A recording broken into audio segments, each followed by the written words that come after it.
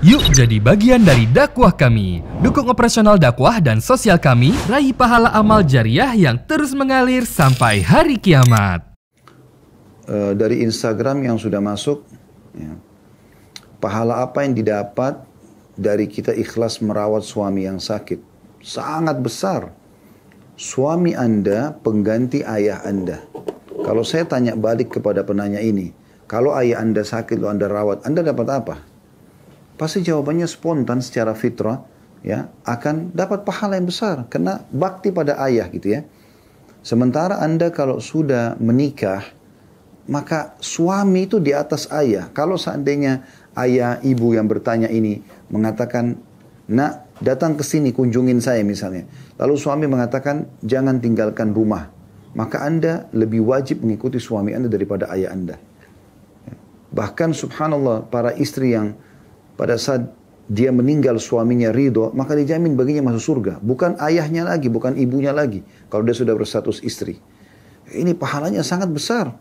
Tentu kita tidak bisa menyebutkan, oh pahalanya seperti haji dan umrah misalnya. Karena kita tidak ada dalil khusus masalah itu.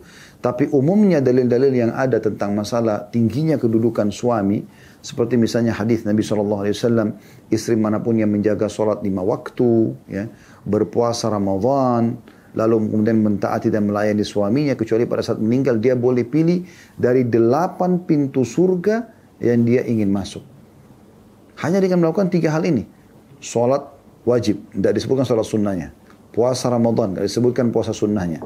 Kemudian mentaati suaminya, kecuali pasti dia akan masuk dari 8 pintu surga yang dia inginkan. Ya. Juga dalam hadis Nabi SAW, wanita ahli surga diantarakan, dalam riwayat lain, wanita yang terbaik diantarakan adalah wanita yang kalau engkau melihatnya untuk para suami, maka engkau akan senang, bahagia melihatnya karena senyumnya, karena penampilannya, karena segala macam. Dan kalau engkau perintahkan, maka dia akan mentaati. Serta kalau ya engkau sedang tidak bersamanya atau gaib, maka dia akan menjaga kehormatan, dia tidak selingkuh. Maka itu masuk dalam makna apa yang ibu tanyakan di sini ya. Melakukan apa yang suami perintahkan. Tentu suami dalam kondisi sakit dia berharap bisa dilayani, dan itu bagian daripada ajang pahala yang sangat besar buat Anda.